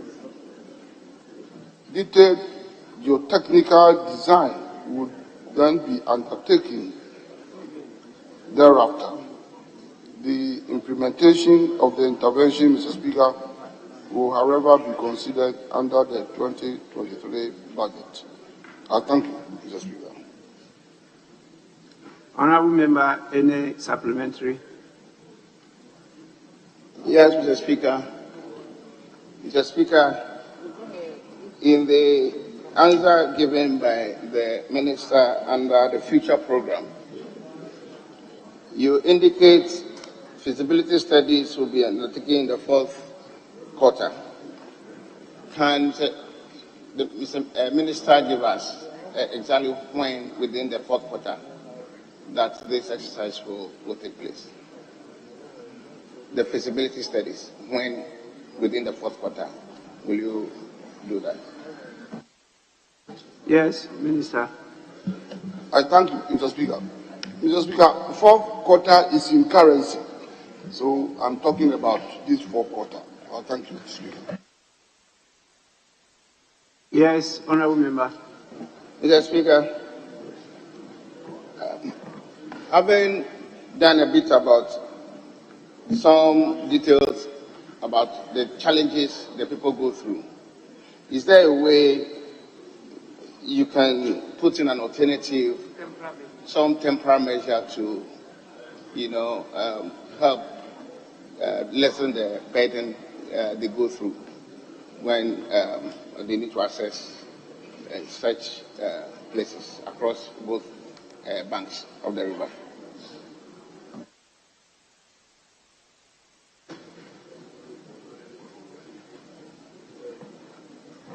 Yes, Minister. I thank you, Mr. Speaker. Mr. Speaker, the type of bridge or bridge construction to be undertaken will be determined after the detailed geotechnical studies and the design thereafter. Because if we find the crossing point to be a bit narrow and not too wide, we may decide to construct box culvert. If it's of a significant length, like 40 meters, 100 meters, 120 meters, whatever, we may provide steel bridge for that purpose, because we have a number of steel bridges in the country. So the particular type of bridge to be constructed will depend upon the studies and the completion of the studies. And by the end of the year, we will be in a position to do that determination. I thank you, Mr. Speaker. Honorable Member. That's right. Mr. Speaker, will the Minister assist in providing a canoe service between these two banks that is able to carry some passengers and goods to be ferried across? The Minister is not Minister Even liaising, assist. He's not the Minister for Transportation. Yes, so assist by liaising with his counterparts to see how that can be done in the interim. Definitely, I can't admit that supplementary question. But tell your colleague who granted you the authority, there's a vast difference between consider constructing a steel bridge and to construct a steel bridge. You see, the question he asked said, to ask the Minister for Roads and Highways, when will the ministry consider constructing a steel bridge on River Mlago? The question is not, when will the ministry construct a steel bridge, but consider constructing. So there's a vast difference. Those your supplementary questions, even the earlier one, did not arise, but I decided to relax the rule for the minister to disclose what he did to you. So next time, if you want to be that specific, it has to be, when will the ministry construct?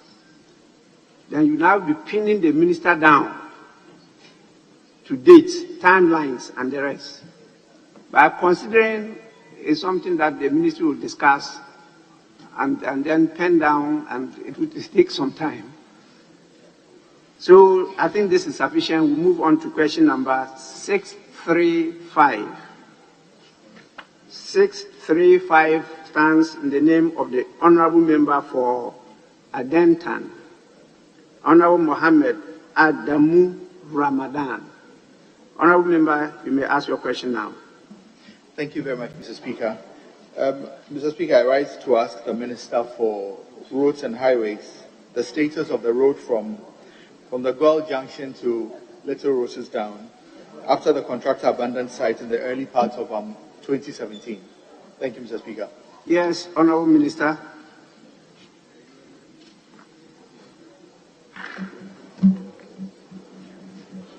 Thank you, Mr. Speaker. Mr. Speaker, the Guel Junction to Little Roses Down Road is located in Asari-Boche, a community in the Adentan municipality. It is situated at west of Nanakrum and south of New Legon. Currently, Mr. Speaker, the program is that this road forms part of the contract titled Upgrading of Little Roses Nanakrum Last Stop to New Adentan Asari-Boche Road, measuring 2.6 kilometers. Work on this road commenced on 8 June 2018 for completion by 8 June 2019 and was revised to 31st December 2022 after variation to the scope of the works.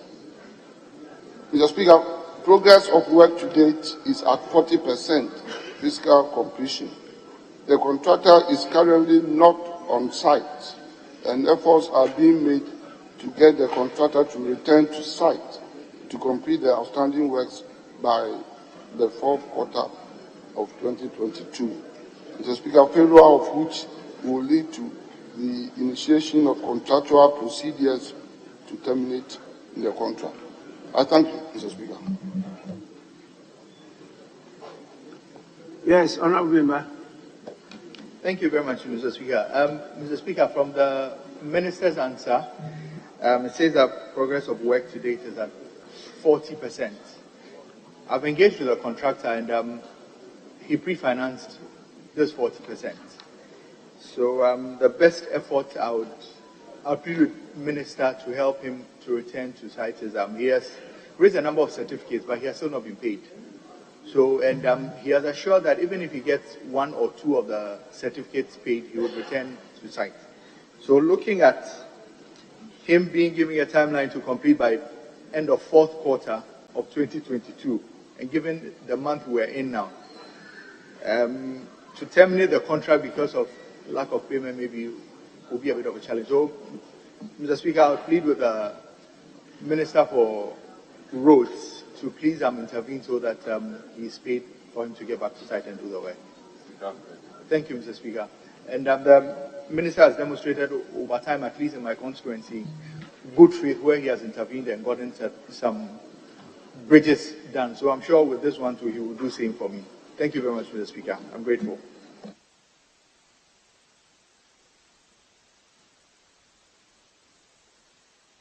Honorable members, we move to the next question.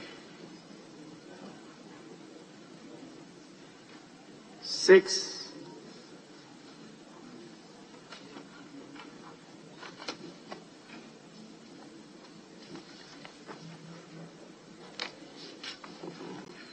(638) stands in the name of the Honorable Member for Ofori-Atta Censure. The name of the constituency has changed. Ofori-Atta Censure. Honorable Kofi Ako Nokwe. Please, Honorable Member, you may ask your question now.